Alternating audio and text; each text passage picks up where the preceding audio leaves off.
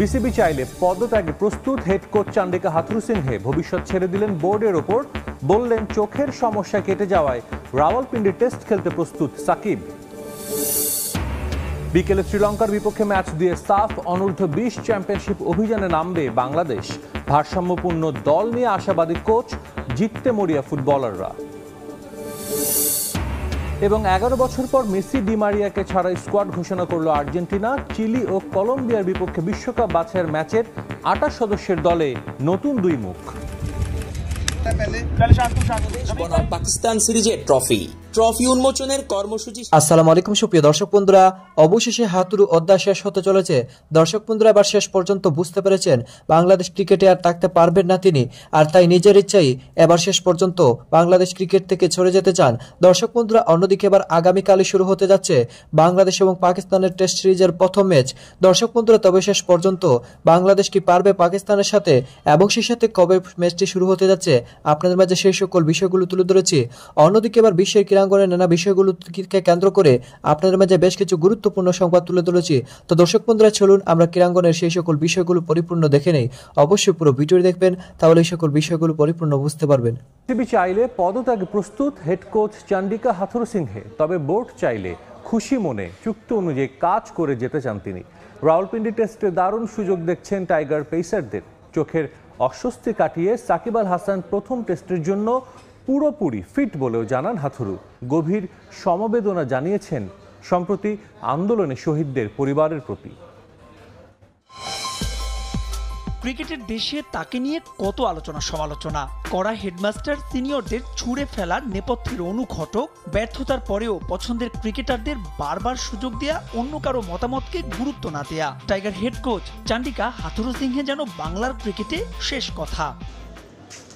দেশ জুড়ে পরিবর্তনের ঢেউ আছড়ে পড়েছে বিসিবিতেও। আত্মগোপনে অধিকাংশ পরিচালক। কানাঘুষা চলছে নতুন বোর্ড গঠন করা হলে বিদায় করে দেয়া হতে পারে চান্ডিকাকে। পাকিস্তানের বিপক্ষে প্রথম টেস্টের আগে হওয়া 9 মিনিটের প্রেস কনফারেন্সে ক্রিকেটের চাইতেও বেশি সময় হাথুরুকে উত্তর দিতে হয়েছে সাম্প্রতিক সময়ের নানা বিষয়। চ্যাম্পিয়ন্স ট্রফি পর্যন্ত চুক্তি থাকলেও তাকে রাখা না রাখার সিদ্ধান্ত ছেড়ে দিয়েছেন বিসিবির ওপর। I have no idea what's happening back home. My future is I have signed a contract till whatever the date, and then I'm looking forward to serve that term. But if the board change and the new people wants to make a change, I'm okay with that. If they wanted me to continue, if they're happy with me, I'm happy to continue as well. কথা বলেছেন সরকার পতন আন্দোলনের শহীদদের নিয়েও। তাদের আত্মত্যাগকে বলছেন অন্যদের জন্য অনুপ্রেরণা, এমনকি ক্রিকেটারদের জন্য। My thoughts and prayers with the families that lost loved ones. It was really hard. I hope that student question will answer. It's an unprecedented event. We all know that sports has a real power to unite people. It will definitely help Pakistani and Bangladesh cricket loving public. প্রথম test venue Rawalpindi বলে সিম আক্রমণ নিয়ে হচ্ছে তুমুল আলোচনা। তবে সেক্ষেত্রে পাকিস্তানের চাইতে বাংলাদেশকে খুব একটা পিছিয়ে রাখলেন না হাথু। ফুলফিট সাকিব দলকে দিচ্ছেন বাড়তি আত্মবিশ্বাস। The Pindi pitch, this one looks like more favorable for fast bowling and probably batting as well. We have developed a lot of good fast bowlers in our rank as well. He's actually batting well. He's looked fitter. As I don't know, many people know he has done some eye testing as well. And then he is saying that has helped him to focus on what the problem that he had. বুধবার 2 match সিরিজের প্রথম test, যেখানে ইতিবাচক ফলের জন্য batting ইউনিটের দিকে তাকিয়ে চান্ডিকা হাথুরুসিংহে। মাহবুব রিমন, সময় সংবাদ।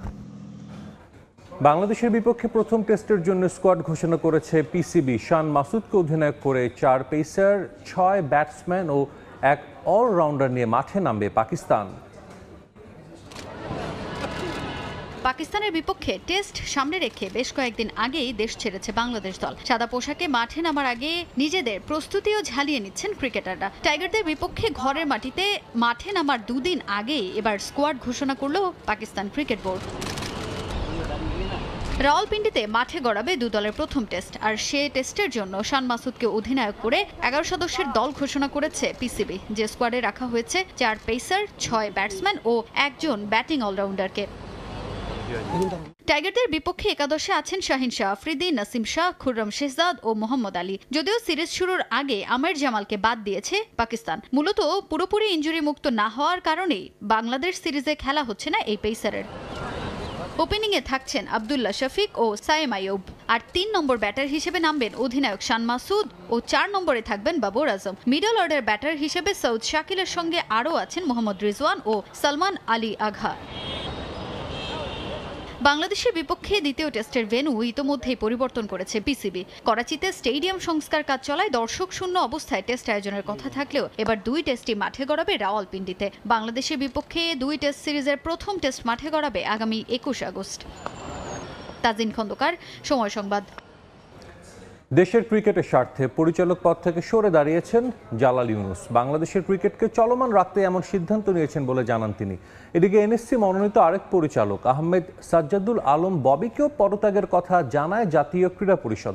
এই 2 পরিচালকের জায়গায় দেখা যেতে পারে জাতীয় দলের সাবেক অধিনায়ক ফারুক আহমেদ এবং ক্রিকেট কোচ এবং বিশ্লেষক নাজমুল আবেদিন ফাহিমকে। শেখ হাসিনা সরকার পতনের পর বদলে যাচ্ছে দেশের দৃশ্যপট।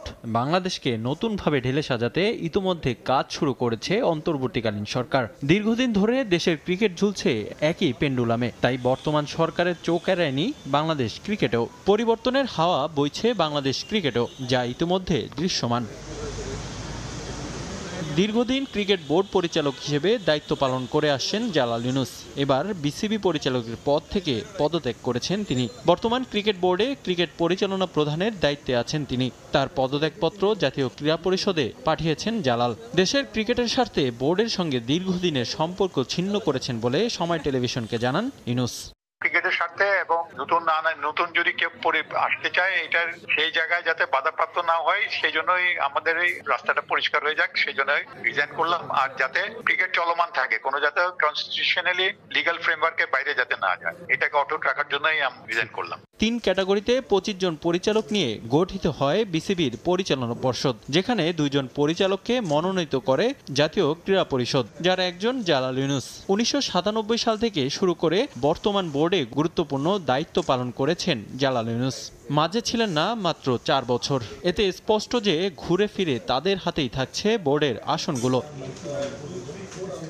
এনএসসি মনোনীত আরেক পরিচালক আহমেদ সাজ্জাদুল আলম ববি, তাকেও এনএসসি থেকে পদত্যাগ করতে বলা হয়। তিনিও বোর্ডে ছিলেন দীর্ঘমেয়াদে, এমনকি পালন করেছেন টুর্নামেন্ট কমিটির প্রধানের দায়িত্ব। তবে এখনও পদত্যাগ করেননি আহমেদ সাজ্জাদুল আলম। এই 2 পরিচালকের পরিবর্তে নতুনদের জায়গা করে দিতে এমন সিদ্ধান্ত এনএসসির। তাদের জায়গায় এনএসসির মনোনীত নতুন পরিচালক হিসেবে দেখা যেতে পারে জাতীয় দলের সাবেক অধিনায়ক ফারুক আহমেদ ও ক্রিকেট কোচ এবং বিশ্লেষক নাজমুল আবেদিনকে। জালাল ইউনুসের পদত্যাগে সেই পথ কিছুটা সুগম হলো। রিফাতুল ইসলাম মিরন, সময় সংবাদ, ঢাকা। 1 দশকের বেশি সময় ধরে বিসিবির প্রধান নির্বাহী কর্মকর্তার দায়িত্বে থাকার পরও গুরুত্বপূর্ণ অনেক প্রশ্নের উত্তর জানা নেই নিজামুদ্দিন চৌধুরী সুজনের। জানেন না প্রস্তাবিত শেখ হাসিনা স্টেডিয়ামের নির্মাণ কাজে এখন পর্যন্ত কত ব্যয় হয়েছে। এড়িয়ে গেলেন অভ্যন্তরীণ অডিট নিয়ে করা প্রশ্ন। অস্বীকার করেছেন এনসিএল বরিশাল বিভাগে ফোন করে নিজের আত্মীয় খেলানোর কিংবা বিসিবির গুরুত্বপূর্ণ ফাইল গায়েবের বিষয়টিও। তিনি বিসিবির প্রধান নির্বাহী কর্মকর্তা, যে পদে আছেন 1 দশকের বেশি, সব মিলিয়ে বোর্ডে প্রায় 2 দশক। তবু অধিকাংশ প্রশ্নের নেই কোনো উত্তর। সরকার পতনের পর থেকে গণমাধ্যম এড়িয়ে গেছেন নিজামুদ্দিন চৌধুরী সুজন।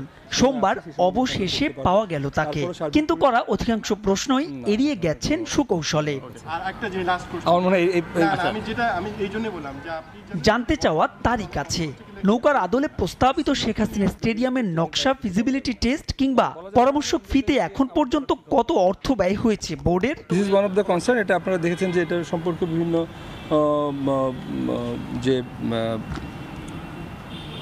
বিভিন্ন কর্মকর্তারা বা কারা এসেছিলেন যে যারা প্রোটেস্ট করেছেন বা তাদের কাছেও একটা তাদের অন্যতম একটা বিষয় ছিল এটা। সো এটা আমরা অবগত করেছি এবং সম্ভবত এটা আগামী বোর্ড সভা যেটা হবে সেখানে এই ব্যাপারে একটা সিদ্ধান্ত পাবো আমরা। এই মুহূর্তে আমি বলতে পারবো না, ফিগার আউট করতে। অভিযোগ আছে বরিশাল বিভাগের শশী আর আবু সাইদ চৌধুরী নামে 2 ক্রিকেটারকে খেলাতে নাকি ফোন করে হুমকি দিয়েছেন নিজামুদ্দিন।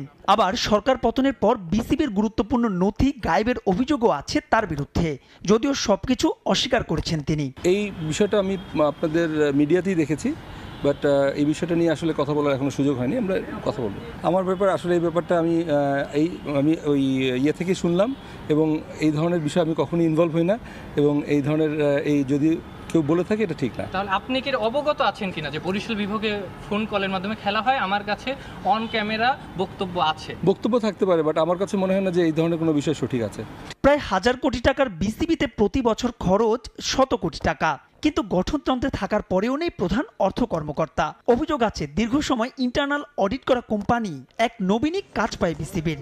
তাদের সঙ্গে কি সখ্যতা প্রধান নির্বাহী কর্মকর্তার? ইন্টারনাল অডিট আমাদের এক্স্যাক্টলি আমি নাম্বার অফ ইয়ার্স বলতে পারবো না, অনেকদিন ধরে করছে ইন্টারনাল অডিট। 10-12 বছর এটা আমার ফাইল দেখে বলতে হবে, এইভাবে বলা ঠিক হবে। কি নাম প্রতিষ্ঠানটা? আমাদের ইন্টারনাল অডিটর আছেন এখন এক নবীন। এই প্রতিষ্ঠানের সাথে কি আপনার আমরা আবার না এই প্রতিষ্ঠানের সাথে কি আপনার কোনো মানে আত্মীয়তার সম্পর্ক আছে? কেউ আত্মীয় চাকরি করে এরকম আপনার জানা আছে? না, এই ধরনের কোনো তথ্য নেই আমার কাছে। বোর্ড সভাপতি হিসেবে নাজমুল হাসান পাপনের সময়কালের পুরোটা সময় প্রধান নির্বাহীর দায়িত্ব সামলানো নিজামুদ্দিন চৌধুরীর বিরুদ্ধে অভিযোগ আছে বোর্ডের গোপন তথ্য নির্দিষ্ট একটি গণমাধ্যমে সরবরাহের। সারা দেশে চলমান শুদ্ধি অভিযানে এবার ধরা পড়বে তো বিসিবির এইসব রাঘব বোয়ালরা? প্রশ্নটা তোলাই রইল। মাহবুব রিমন, সময় সংবাদ, ঢাকা। ফুটবল প্রসঙ্গ, শ্রীলঙ্কার বিপক্ষে ম্যাচ জিতেই সাফ অনূর্ধ্ব 20 চ্যাম্পিয়নশিপের যাত্রা শুরু করতে চায় বাংলাদেশ। জাতীয় দল, এলিট একাডেমি ও লিগে খেলা ফুটবলারদের নিয়ে গঠিত এই দল নিয়ে এবার শিরোপায় চোখ দলের। প্রতিপক্ষ সহজ হলেও সমীহ করছে মারুফুল হকের শিষ্যরা। নিজেদের সেরা পারফরমেন্স দিয়ে এবার ম্যাচ বাই ম্যাচ জিতে ফাইনাল জয়ের লক্ষ্য লাল সবুজ প্রতিনিধিদের। নেপালের আনফা কমপ্লেক্সে দু দলের ম্যাচ শুরু আজ বিকেল 3:15টায়। আরও একটা সাফের মিশন বাংলাদেশের সামনে, চোখে শিরোপার স্বপ্ন, মনে দৃঢ় প্রত্যয়। প্রস্তুতিটা খুব বেশি সময়ের না হলেও চ্যালেঞ্জ নিতে মুখিয়ে বাংলাদেশ অনূর্ধ্ব 20 ফুটবল দল। তারুণ্যের জয়গানে এই মিশন জয়ের লক্ষ্য কোচের। 6 দলের এই টুর্নামেন্টে আছে বাংলাদেশ ছাড়াও স্বাগতিক নেপাল, ভুটান, ভারত, মালদ্বীপ ও শ্রীলঙ্কার মতো দল। নেপালে অনুষ্ঠিত এই টুর্নামেন্টের আগে কমলাপুরে আর্টিফিশিয়াল টার্ফ, এরপর বসুন্ধরা কিংসে 2 সপ্তাহ অনুশীলন করেছে এই দলটা। দেশের অস্থিতিশীল অবস্থার মধ্যেই শিরোপা জয়ের লক্ষ্যে প্রস্তুতিতে নিজেদের ঝালিয়ে নিয়েছেন ফুটবলাররা। প্রিমিয়ার লিগ, এলিট একাডেমি ও সিনিয়র দলের খেলোয়াড়দের নিয়ে গঠিত এই দলে আছেন মিরাজুল ইসলাম, মেহেদী হাসান শ্রাবণ, রাহুলদের মতো খেলোয়াড়। তাই এবার চ্যাম্পিয়ন হওয়ার স্বপ্ন দলের। 2022-এ এই টুর্নামেন্টের ফাইনাল খেলেছিল বাংলাদেশ দল। ভারত বাধা টপকাতে না পারায় সে আসরে চ্যাম্পিয়ন হওয়ার সুখস্মৃতি সঙ্গী করতে পারেনি লাল সবুজের প্রতিনিধিরা। তবে এবার শুরু থেকেই সাবধানী মারুফুল হকের দল। লঙ্কানদের বিপক্ষে ম্যাচ জিতে সাফের যাত্রা শুরু করতে চায় বাংলাদেশ। ম্যাচ বাই ম্যাচ ভালো খেলে এবার ফাইনালে খেলার লক্ষ্য মিরাজ আসিফদের। আমাদের প্রথম ম্যাচ তো সবাই চায় যে শুরুটা যাতে ভালো হয়, সবাই প্রত্যাশা যাতে আমরা প্রথম ম্যাচটা উইন করি। আমাদের যে টার্গেট, এটার প্রথম ম্যাচটা উইন করলে আমরা 50% সম্পূর্ণ করতে পারবো আশা করি। কোনো প্রতিপক্ষকে আসলে মানে ছোট করে দেখার মতো কিছু নাই। শ্রীলঙ্কা আমাদের চোখে ভালো টিম, কিন্তু আমাদের মনে হয় আমরা যদি আমাদের সবগুলো প্লেয়ার মানে যার যার ভালো পারফরমেন্স 100% দিয়ে মাঠে খেলতে পারে, কোচের টেকটিক অনুযায়ী আমরা একটা ভালো রেজাল্ট নিয়ে জয় নিয়ে মাঠ থেকে ফিরে আসতে হবে। এদিকে এবারের আসরের প্রথম ম্যাচে মাঠে নামে স্বাগতিক নেপাল ও শ্রীলঙ্কা। সেই ম্যাচে স্বাগতিকদের বিপক্ষে 1-0 ব্যবধানে হারতে হয় লঙ্কানদের। সেখান থেকে প্রতিপক্ষ সম্পর্কে ধারণা নিয়ে পরিকল্পনা সাজাচ্ছেন কোচ মারুফুল হক। তবে প্রতিপক্ষকে সমীহ করছেন কোচ, সঙ্গে কাজে লাগাতে চান 2022-এ ভারতের বিপক্ষে ফাইনাল খেলার আত্মবিশ্বাস। যেহেতু আমাদের এই টিমটা লাস্ট টুর্নামেন্টে ফাইনাল খেলেছিল এবং সেই অনুযায়ী আমি প্লেয়ারদের গত 2 সপ্তাহ তাদের যে স্যাক্রিফাইস, হার্ডওয়ার্ক এবং ডেডিকেশন, কমিটমেন্ট দেখেছি। তাহলে এখন পর্যন্ত আমরা সেই পথেই রয়েছি, আমরা রাইট ট্র্যাকে রয়েছি। আমরা অলরেডি শ্রীলঙ্কার ম্যাচ দেখেছি, সেই অনুযায়ী তাদেরকে আমরা স্কাউট ট্র্যাকিং দুইটাই করেছি, তাদের উইক পয়েন্ট, স্ট্রং পয়েন্টে আমরা কাজ করেছি এবং সেই অনুযায়ী প্লেয়ারদেরকে আমাদের গেম প্ল্যান এবং স্ট্র্যাটেজি কী হবে অলরেডি প্লেয়ারদেরকে শেয়ার করেছি, সেই অনুযায়ী ট্রেনিং করছি। এবং যেহেতু ফার্স্ট ম্যাচ সবসময় ইম্পর্ট্যান্ট, আমাদের একটা চ্যালেঞ্জে আমাদের চ্যাম্পিয়ন বা ফাইনাল খেলতে হবে, সেই ক্ষেত্রে ফার্স্ট ম্যাচ আমরা উইন দিয়ে শুরু করতে চাই ইনশাল্লাহ। গেল আসরে ভারতের বিপক্ষে ফাইনালে হারতে হলেও এবার আর হার নয়, লক্ষ্য শিরোপা জয়ের।